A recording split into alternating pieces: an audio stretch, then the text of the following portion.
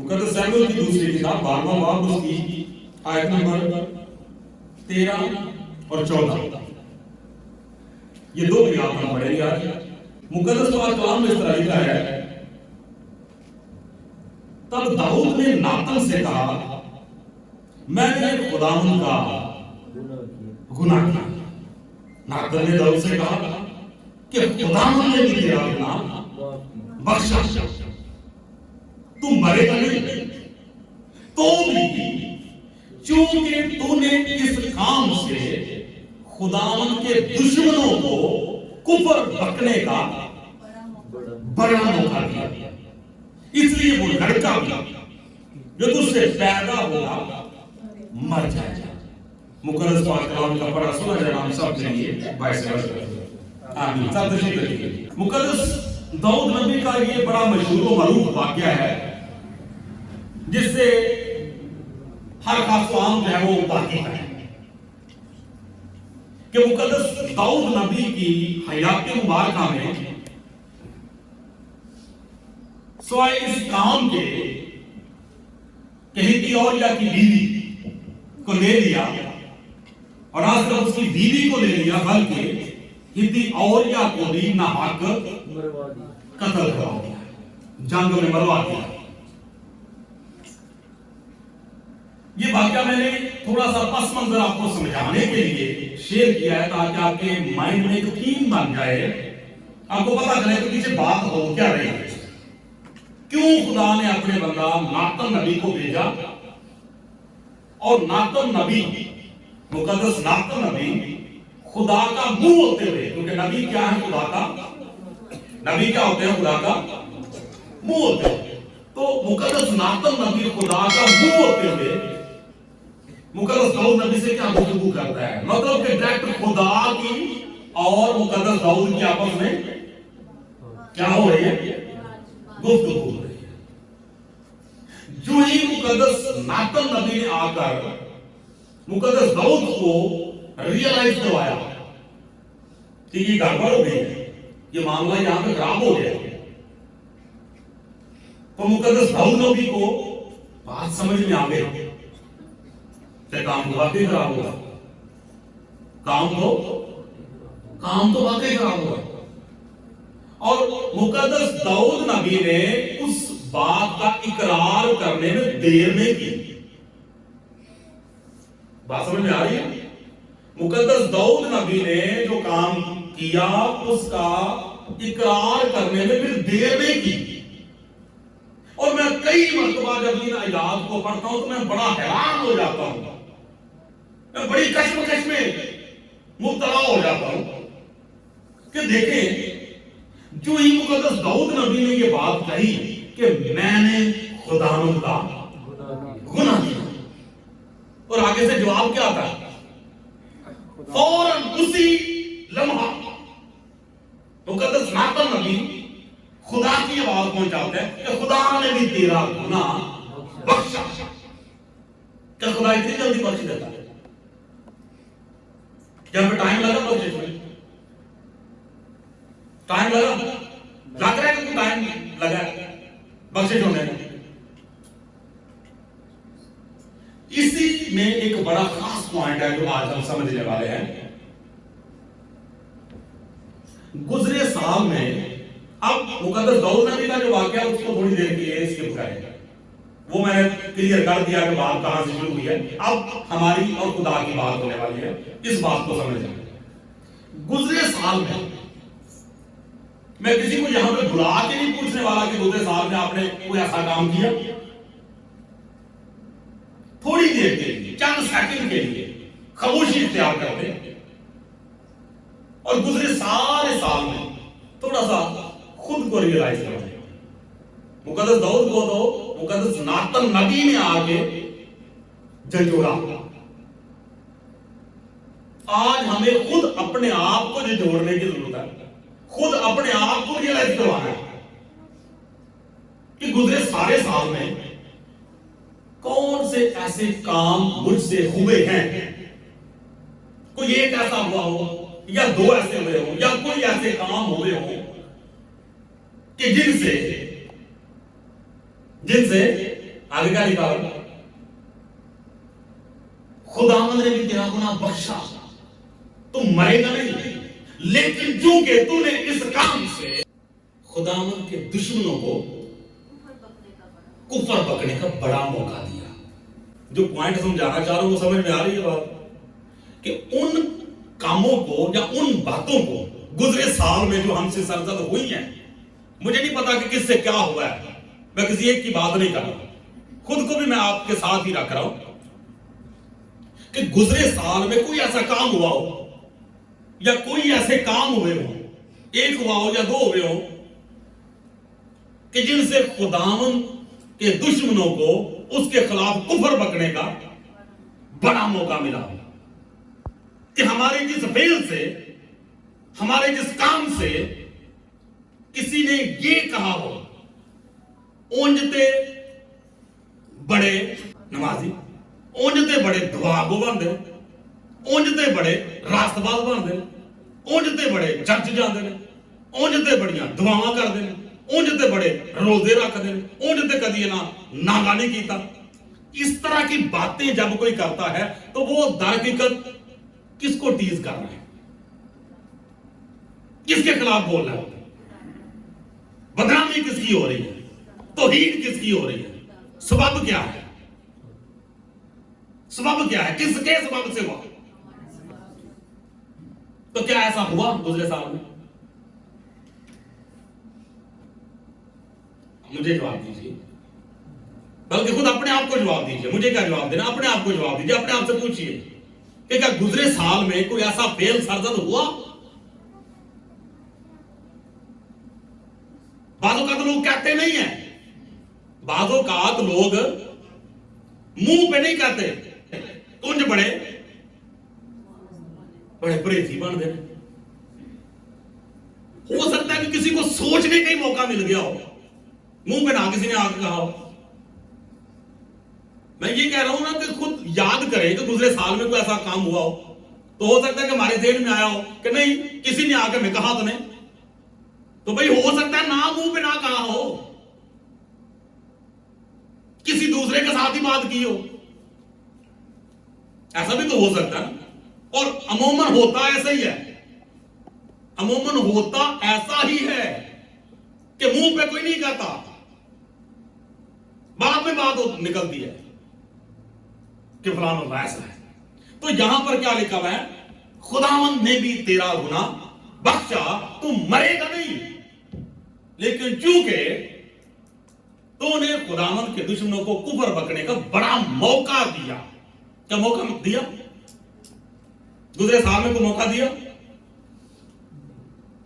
खुद सोच ले,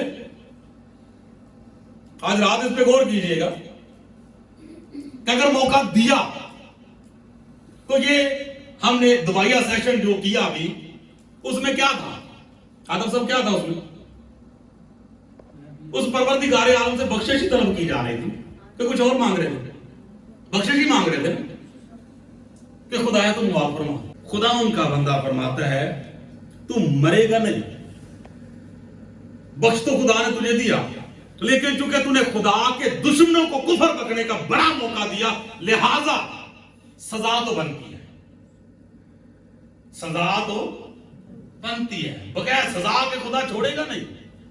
बख्शिश एक तरफ है, सजा एक तरफ है। अब ये किस तरह का मामला है? बड़ा पेचीदा, बड़ा कॉम्प्लिकेटेड सा ये मामला है कि बख्श भी दिया तो सजा भी मिलनी है। तो ये किस तरह की बख्शिश है? तो समझ में बात आ रही है किस तरह की बख्शिश है? क्यों भाई नहीं ना समझ आ रही? अभी मैं समझाता हूं ये बख्शिश किस तरह की है। पिछले दिनों बात हो रही थी, खुदा के खादम मेरे उस्ताद आए हुए थे पास्टर साहब, तो बात हो रही थी आर्मी के हवाले से, कुछ बातें हो रही थी। आर्मी में जब कोई बड़ा अफसर, जब कोई बड़ा अफसर जिसको 2 फूल या 3 फूल लगे हो, वो जब कोई गलती करता है ना, वो जब कोई गलती करता है तो होता क्या है? होता यह है कि उसको मुआफी तो मिलती है लेकिन सजा भी मिलती है। सेम यही सिचुएशन होती है। उसको माफी कैसे मिलती है और सजा कौन सी मिलती है? अब इसको समझेंगे तो ये बात समझ में आ जाएगी।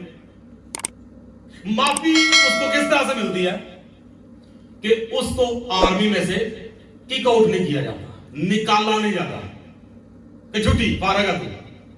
जिस तरह प्राइवेट जॉब्स में होता है ना कि गलती की और मालिक ने कहा चले छुट्टी, आइंदा नहीं आना आपने, वहां पे ऐसा होता नहीं है। माफी बख्शिश ये है कि उसको आर्मी में से निकाला नहीं। सजा उसकी ये है कि एक फूल उतर गया।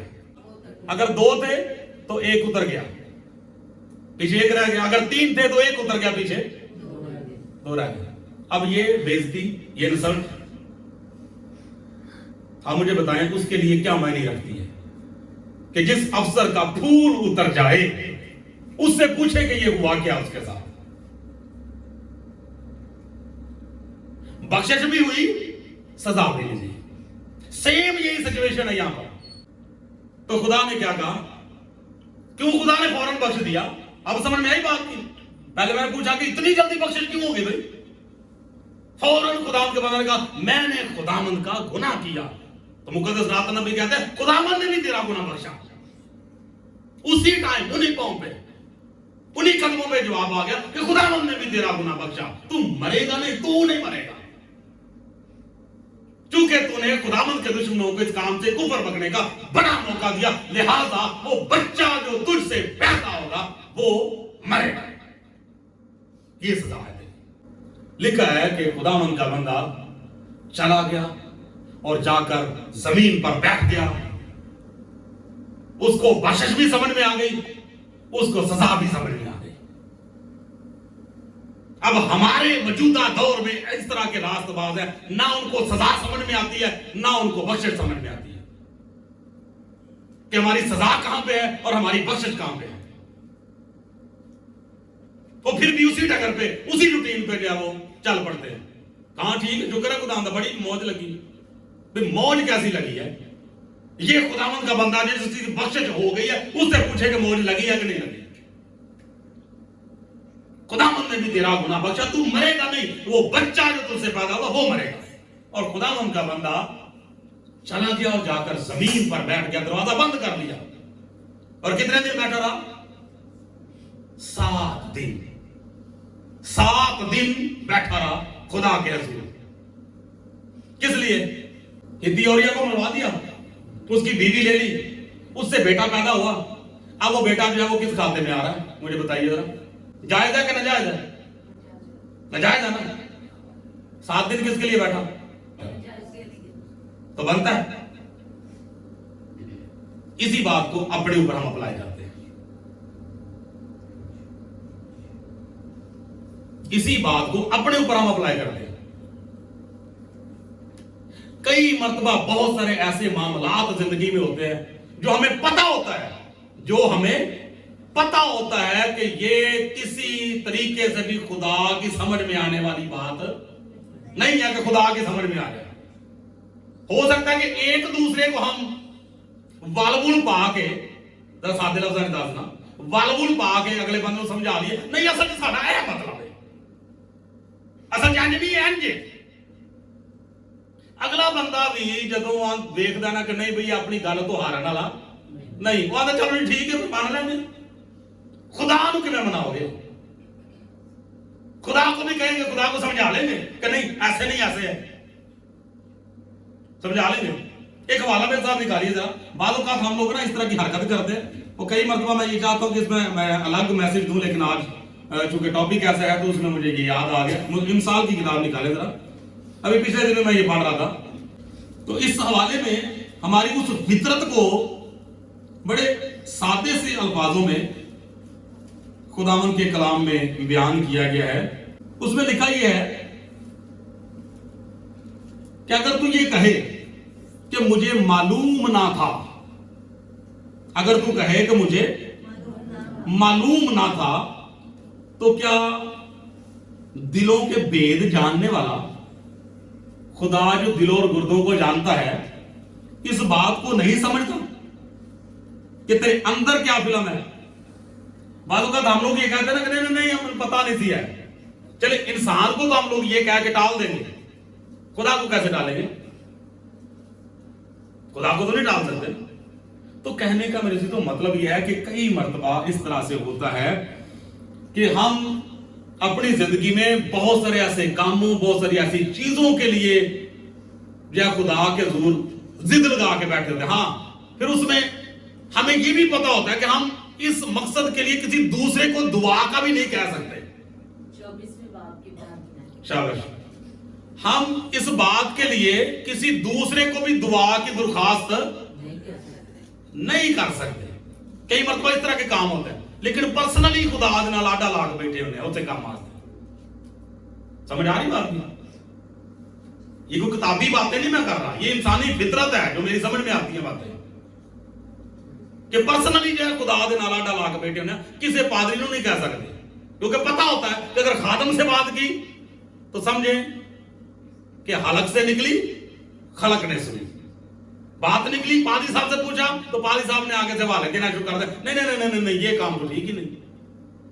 तो बेहतर ये है कि पर्सनली दुआ करें, खुदा के हुजूर रोजा रखें। किस लिए? जायज के लिए कि नाजायज के लिए? कितने दिन बैठे? तो बाद में लड़का मरा के बच गया, मर गया। इसी तरह हमारे भी बहुत सारे इस तरह के, असल में ये जो लड़का है ना, ये गुनाह गुजार कर रहा है। बातों का ऐसे नाजायज कामों के लिए हम खुदा के दूर जाए वो जिद लगा के बैठे रहते, लेकिन आखिर होता वही है जो मुकद्दस नातन नबी ने फरमा दिया कि क्योंकि तूने दुश्मनों को मौका दिया है, इसलिए जो बच्चा तुझसे पैदा हुआ है वो मरेगा। मैंने खुदावंद का गुनाह किया, खुदावंद ने भी तेरा गुनाह बख्शा, तू नहीं मरेगा। लेकिन होगा क्या? फूल उतर गया, फूल उतर गया। कैसे उतरा? खुदावंद के कलाम में आगे लिखा हुआ है, चूंकि तूने ये काम किया है बच्चा तो मरेगा।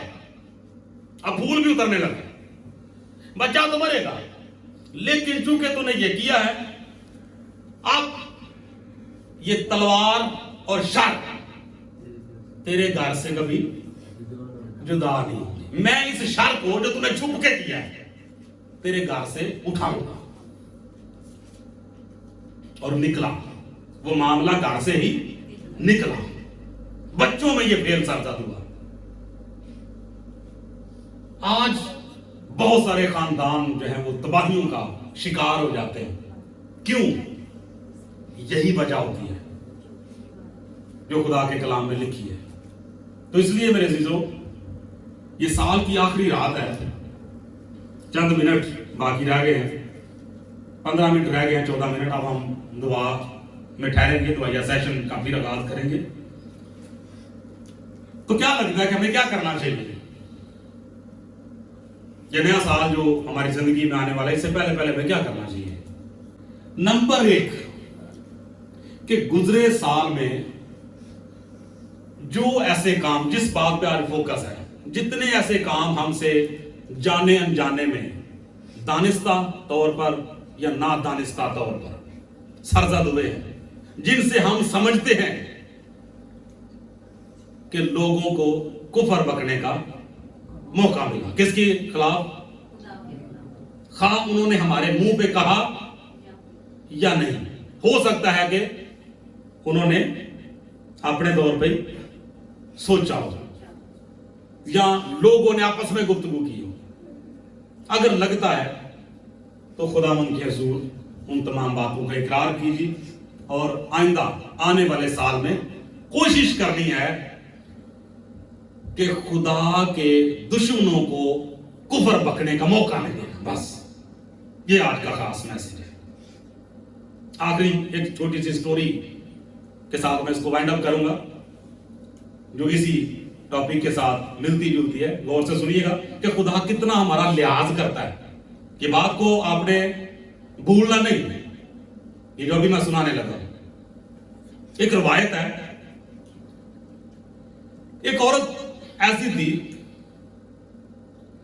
कि जो बहुत मतलब बदकार कह ले, बदफेल कह ले, बदचलन कह ले, रवायत है कि मुकद्दस मूसा जा रहे थे, रास्ते में उससे मुलाकात होती है और वो ये कहती है, क्या खुदा ताला के बंदे, खुदा के नबी, मैं बड़ी गुनाहगार औरत हूं, क्या मेरे लिए भी खुदा के हजूर कोई बख्शिश है? तो मालिक से पूछे, आप खुदा के रूबरू बातें करते हैं तो मेरा सवाल लेकर जाएं कि मेरे लिए भी कोई बख्शिश है। मुकद्दस मूसा फरमाते हैं ठीक है। जाके बारी ताला के हजूर उस अर्ज को रखा तो खाल के कायनात ने फरमाया कि हाँ कोई मसला नहीं, आ गई है तो बस ठीक है, माफ कर दूंगा मैं, बख्शिश हो जाएगी। दोबारा फिर आके मुकद्दस मूसा बताते हैं कि खुदा कहता है कोई मसला नहीं, वापस आ जाए तो मेरी तरफ से मुआफी है। वो कहती है कि नहीं ऐ खुदा के नबी, मैं आपकी सोच से भी ज्यादा, आपकी सोच से भी ज्यादा बदकार। ये पूछे कि मैं इतनी बदकार हूं कि आप सोच भी नहीं सकते। मुकद्दस मूसा फिर जाते हैं, फिर खुदा से पूछते हैं। खुदा ने फरमाया कि नहीं, तेरे गुनाह चाहे होर की उनसी बर्फ की माने दो दूंगा मैं। ये गीत गाते ना। खुदा ने फिर आंसर दिया कि कोई इशू नहीं, ठीक है, मैं मुआफ कर दूंगा, मैं बड़ा गफूर रहीम हूं, कोई मसला नहीं। तीसरी मर्तबा जब दोबारा आके आंसर दिया तो फिर वो औरत कहती है कि ऐ खुदा ताला के बंदे, मैं आपको बता नहीं सकती कि मैं कितनी मतलब इस काम में मुलव्वस हूं, इस कदर के मैंने अपने बेटे के साथ बात फैली की है। ये पूछ गया कि माफी हो सकती है कि नहीं। फिर मुकद्दस मूसा जाते हैं और खुदा से पूछते हैं कि जी उस औरत ने कहा कि मैंने अपने बेटे के साथ बात फैली की है, अब मेरी माफी है कि नहीं? खुदा ने कहा नहीं, अब नहीं होगी। अब क्या मतलब? क्यों? पहले क्यों खुदा माफ करता रहा कि कोई मसला नहीं, खैर। अब खुदा ने कहा नहीं माफी होगी, क्यों?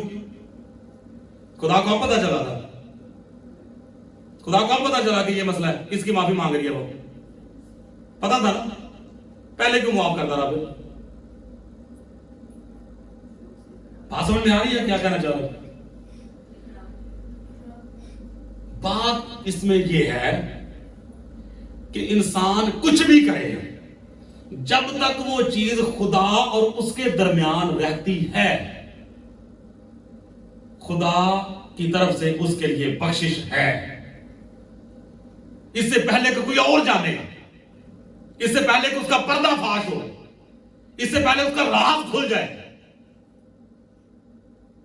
उसी अरसे में अगर वो टूट के खुदा के हुजूर आ जाता है तो बख्शिश है।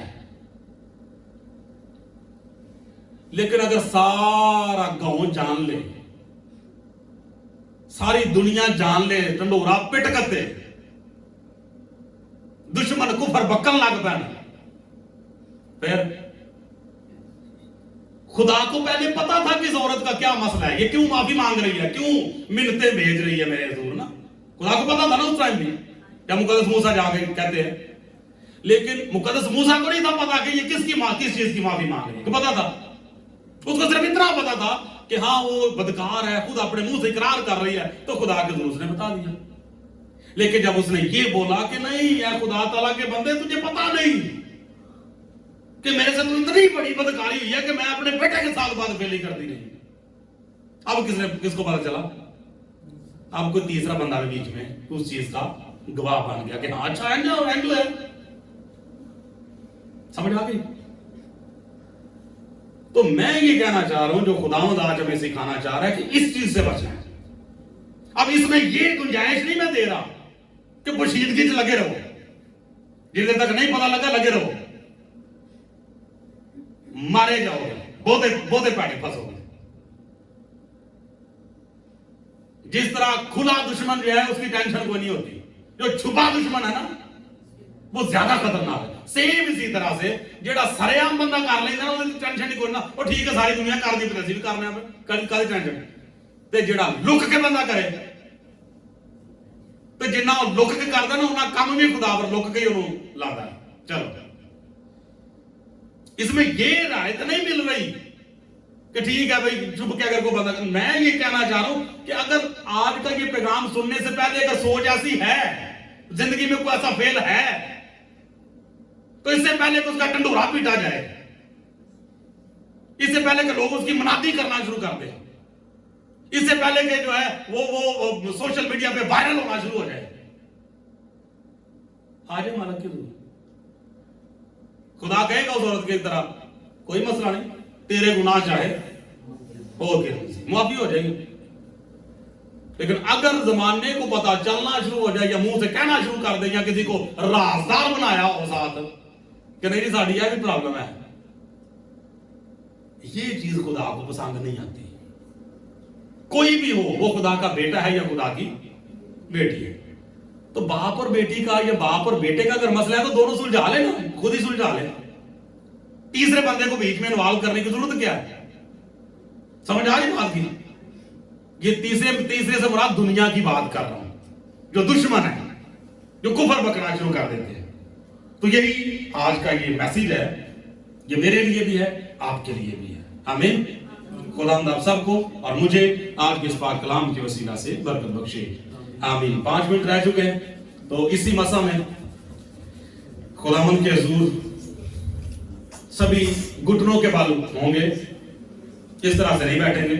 ये सिजदा शुक्रगुजारी की एक अहम अलामत है। हालेलुया। ये शुक्रगुजारी की हालत है। हालेलुया। उसके हुजूर झुक जाना, ये सबसे बड़ी शुक्रगुजारी है।